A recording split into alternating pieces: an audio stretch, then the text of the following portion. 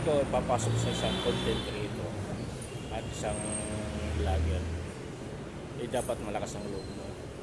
Hindi ka magpapatalo sa mga pangungutya. Isa yan sa pangungutya,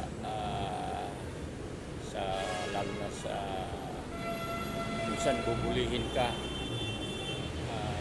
kahit sino. Mas okay pa nga yung hindi nakakilala sa'yo kasi susuportahan ka, iaangat ka, lahat na ginagawa mo ay appreciated. Pero yung tao na kahit kamag-anak mo, kakilala mo o kaibigan mo, kukutyain ka pag ikaw ay medyo mahina yung loob mo na maging isang content creator, ay matatalo ka, hindi ka magtatagumpay.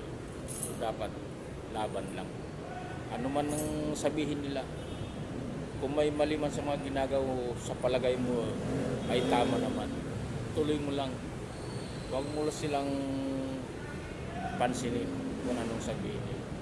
Ang importante, tuloy-tuloy lang ang pangarap natin. Kahit anong pagsubok, laban lang. Yan ang mga kapores.